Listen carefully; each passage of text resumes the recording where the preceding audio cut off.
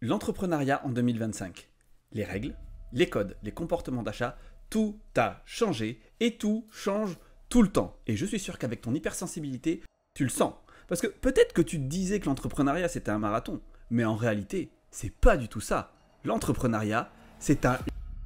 Hello chers héros et chères héroïnes, je suis Lishan, formateur et coach, fondateur du Dojo des entrepreneurs héros sensibles. Et dans cette vidéo, je te parle de ce que c'est que l'entrepreneuriat en 2025. Et quand tu auras visionné cette vidéo jusqu'au bout, tu ne pourras pas dire que tu n'es pas au courant. Quand tu rentres dans l'entrepreneuriat et que tu as ta première idée de business, eh ben tu peux te dire que l'entrepreneuriat, c'est un sprint. Faut se lancer rapidement parce qu'il y a une demande qui émerge. Tu as les compétences, tu as les connaissances, tu as l'expérience, tu as les moyens, donc il faut que tu fonces. Ça, c'est ce que tu peux te dire. Surtout si avec ton hypersensibilité, tu ressens un petit peu de confusion, tu te dis c'est pas grave, j'ai la motive, on y va, il y a une opportunité, on va la saisir. Et moi, c'est ce qui s'est passé en 2012. À l'époque, je me suis lancé dans la formation, donc l'animation de formation en PNL et l'animation de cours de taekwondo. Ouais, j'ai fait les deux en même temps.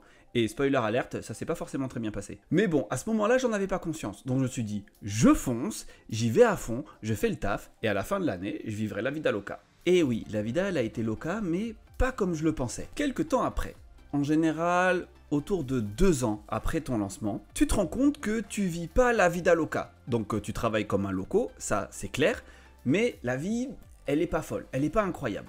Parce qu'il se peut que tu vives bien, c'est ok, hein, ou il se peut aussi que tu n'aies pas encore lâché ton taf salarié. Ça, c'est quand même assez probable de nos jours. Mais une chose est claire, il te reste encore énormément de travail pour solidifier, pour ancrer ton activité. Donc là, tu te rends compte que c'est pas du tout un sprint. Mais alors pas du tout, parce qu'un sprint de 2 ans, bah, c'est pas un sprint. Ce serait plutôt une course de fond.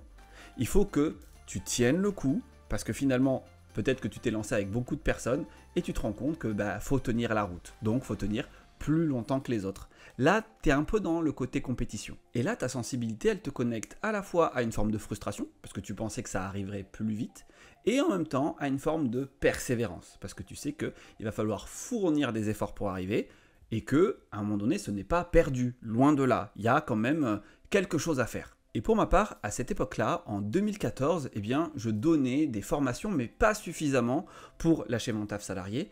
Et autant te dire que le taekwondo, ça s'est pas du tout passé comme prévu, donc j'ai lâché. Je me suis concentré sur une seule direction, la formation, et j'y suis allé à fond. Et donc là, je me suis dit, ok, je me focalise sur une seule direction, j'y vais à fond, et là, je la vivrai la vida loca. Ensuite, quelques saisons plus tard, on va dire à peu près encore 2 ans, tu découvres que ce n'est toujours pas la vida loca. Mais quand est-ce qu'elle arrive cette vida loca? C'est un truc de malade quand même. Et en général, là, au bout de 4 ans que tu t'es lancé, bon, t'as fini par lâcher ton taf salarié, ton activité, elle se lance plutôt pas mal. Et là, tu peux faire bien sûr des allers-retours entre full entrepreneuriat et salarié entrepreneuriat, parce qu'à un moment donné, il y a des périodes de vache maigre aussi, c'est ok. Mais la plupart du temps, tu as quand même solidifié ton activité suffisamment pour pouvoir payer tes factures, partir en vacances et pouvoir faire que quelques petits investissements. Mais bon, c'est pas la vida loca quoi. Et là, tu te dis, c'est pas une course de fond. Non, c'est plus que ça. C'est un marathon. Il faut être régulier, prendre son temps, garder le regard fixé sur l'objectif, prendre soin de son corps et de son esprit pour espérer passer la ligne d'arrivée. Et là, tu es entre lassitude et l'émergence d'une foi entière et puissante. Et là, ça devient intéressant. Pour ma part, c'était en 2016. J'avais lâché complètement mon taf salarié, j'étais à fond sur la formation et je me disais, là, boss en B2B. Donc là, je travaillais avec des organismes de formation, surtout un, mais quand même, j'avais d'autres contrats et j'allais chercher d'autres possibilités pour me développer en tant que formateur indépendant. Et donc, je me suis dit qu'il fallait que je bosse à fond, que j'augmente au maximum la satisfaction client, que je réponde à un maximum de missions pour pouvoir être recommandé et qu'on me redonne des formations d'autres niveaux que je pourrais animer pour pouvoir enfin atteindre la vida loca. Donc en gros, il fallait que je bosse à fond, que je m'arme de patience et ça viendrait. Et c'est là que moi aussi je me suis dit, c'est un marathon, il faut y aller, c'est un truc d'élu. C'est-à-dire qu'il y a beaucoup qui partent, mais tout le monde ne finit pas. Moi, je me dis, je vais finir, je vais y arriver. Et encore quelques saisons plus tard, tu peux expérimenter un truc de dingue. Ça fait 6, 8, peut-être 10 ans. Tu as lancé différents projets, différents business. Il y en a qui ont marché, il y en a qui ont floppé. Ça a été intéressant, tu as appris plein de trucs. Mais c'est peut-être pas la vida loca. Et ça, c'est chaud quand même. Et oui, c'est toujours pas la vida loca. Pourquoi? Mais qu'est-ce qui se passe en fait? Et c'est là que tu te rends compte que finalement, plein de fois, tu as pu tomber, tu as dû te relever, tu as dû sauter, tu as dû aller à droite, à gauche, escalader.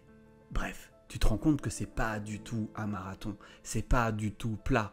En fait, tu te rends compte là que c'est une course d'obstacles, mais une course d'obstacles à l'infini. Et ça pique un peu. Pour ma part, j'ai vécu ça en 2021. J'avais donné des tonnes de formations, des conférences, j'avais vendu des livres, j'avais coaché des centaines de personnes. Mais c'était toujours pas la vida loca. Toujours pas. Parce qu'à ce moment-là, j'étais en train de tout perdre. Tout était en train de s'effondrer sous mes pieds. À la fois pour des raisons pro et pour des raisons perso. Et c'est là que j'ai eu cette prise de conscience moi-même que c'était pas un marathon mais vraiment une course d'obstacles. Comme tu as pu t'en rendre compte toi aussi. Mais maintenant, laisse-moi te dire un truc hyper important. Alors, c'est pas du tout un message d'espoir où je te dis « mais vas-y, il faut tenir le coup, on va y arriver, t'inquiète pas, cette course d'obstacles, on va la masteriser. » Pas du tout. Pas du tout. Ce que je vais te dire maintenant, et accroche-toi, c'est que tout ce que je viens de te dire juste avant, pour moi, aujourd'hui, c'est complètement faux. C'est que des conneries. Bon, j'exagère un tout petit peu, mais pas tant que ça. Parce que j'ai eu une sacrée prise de conscience en 2024. Je t'explique. Tu peux penser que l'entrepreneuriat, c'est un sprint, ou que c'est une course de fond, ou que c'est un marathon, ou que c'est une course d'obstacles. Ok.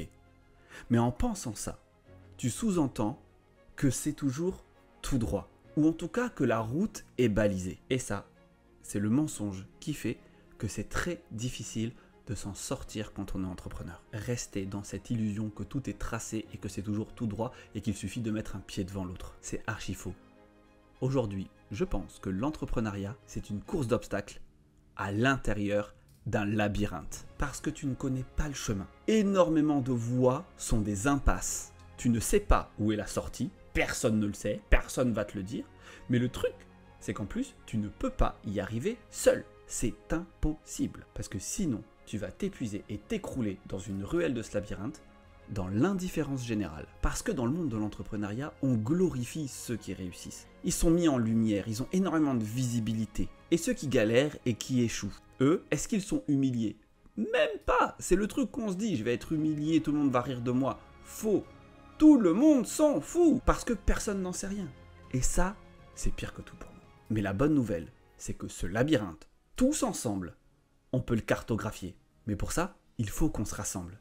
Et j'ai créé un lieu exprès pour ça. Il s'appelle le Dojo des entrepreneurs. C'est un espace 100% gratuit pour les entrepreneurs hypersensibles qui ne veulent plus avancer tout seuls. C'est un lieu pour se soutenir, pour s'entraider et qu'ensemble on devienne les héros et les héroïnes de nos vies pro et perso. Je te mets le lien juste en dessous dans la description. Et sache qu'en t'inscrivant au dojo, tu te rends service. Tu rends service à toute la communauté d'entrepreneurs hypersensibles et aussi tu me soutiens dans mon défi de l'année. Parce que je me suis mis un défi complètement fou. Celui de rassembler 1000 entrepreneurs hypersensibles d'ici au 15 décembre 2025 au Dojo des entrepreneurs. J'ai appelé ce challenge la T-Quest. T pour 1000 parce que M, 1000, ça faisait pas top. Donc ma T-Quest et je documente tout ça sur Instagram, sur ma liste email, carnet de notes de la T-Quest et sur YouTube. Donc maintenant, tu n'as plus qu'à cliquer en dessous et tu découvres le dojo. Et je serai ravi de t'y accueillir. Bon, maintenant que tu sais que tu es à l'intérieur d'un labyrinthe, il va falloir apprendre à naviguer à l'intérieur. Tu dois apprendre les codes de ce labyrinthe. Et ça, on va le voir au prochain épisode.